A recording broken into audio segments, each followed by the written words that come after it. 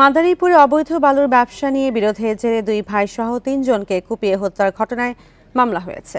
সকালে 39 জনের নাম উল্লেখ সহ অজ্ঞাত আরও 80 জনকে আসামি করে সদর থানায় মামলাটি করেন নিহত সাইফুল ও অলিল সর্দারের মা সুফিয়া বেগম। এই ঘটনায় এখন পর্যন্ত 3 জনকে গ্রেপ্তার করেছে পুলিশ।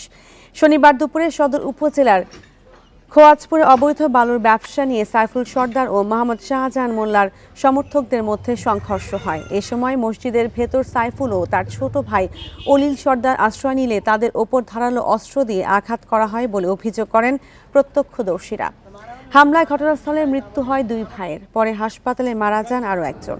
সংঘর্ষের সময় আগুন দেওয়া হয় বেশ কয়েকটি বাড়ি ঘরে, আহত হন অন্তত 6 জন। এই ঈদে জামা জুতো অ্যাক্সেসরিজের ডিসকাউন্ট। আলো জানাতে মাদারীপুর থেকে যুক্ত হচ্ছেন সহকর্মী রিপন চন্দ্র মল্লিক। রিপন, মামলার বিষয়ে বিস্তারিত জানাবেন এবং আসামিরা কারা, আর এলাকার বর্তমান পরিস্থিতি এখন কেমন দেখছেন? পুলিশের অভিযান চলছে কিনা?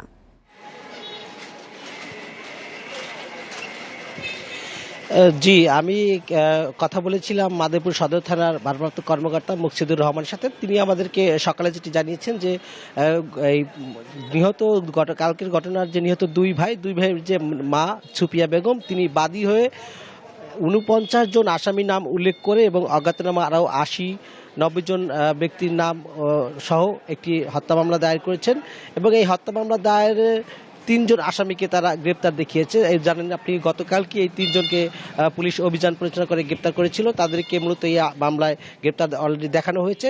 পাশাপাশি আমরা কথা বলছি পুলিশের অন্যান্য কর্মকর্তাদের সাথে। তা আমাদের যেটি রয়েছে, ওই ঘটনার পরপরই কিন্তু এলাকায় সেনাবাহিনী, পুলিশ, র্যাব সকল ধরনের আইন শৃঙ্খলা বাহিনীর সদস্যরা অভিযান পরিচালনা করছে এবং যাতে এই ঘটনা যারা ঘটিয়েছে এই নির্মম হত্যাকাণ্ডটি, তাদেরকে গ্রেপ্তার করার জন্য তারা পর্যাপ্ত অভিযান চালাচ্ছে এবং এই অভিযান অব্যাহত রবে, যাদেরকে সকল আসামিকে আইনের আওতায় আনা যায়, এরকম একটি জানিয়েছে। তার আরেকটি বিষয় আপনাকে জানিয়ে রাখছি যে এই ঘটনার পরপরই কিন্তু আমরা যে বিষয়টি এলাকা ঘুরে জানতে পেরেছি যে মূলত এখন বর্তমানে মামলার আতঙ্কে এবং গ্রেপ্তারের যে আতঙ্ক, সেই আতঙ্কের ভয়ে কিন্তু এলাকার অধিকাংশ পুরুষ শূন্য হয়ে পড়েছে এবং ওই যে নিহত যে দুই ভাই, তাদের বাড়িঘরও কিন্তু প্রতিপক্ষের লোকজন গতকালকে পুড়িয়ে ফেলেছে এবং বাড়িঘরের অবস্থা এখন খুব অন্যরকম একটা পরিবেশ সেখানে বিরাজ করছে। ওদিকে আমরা কথা বলছি মাদারীপুর সদর হাসপাতালের চিকিৎসকদের সাথে। তারা যে আজ সকালেই শুরু হয়েছে 3টি লাশের ময়নাতদন্তের কাজ। ময়নাতদন্ত শেষে মূলত লাশগুলি হস্তান্তর করা হবে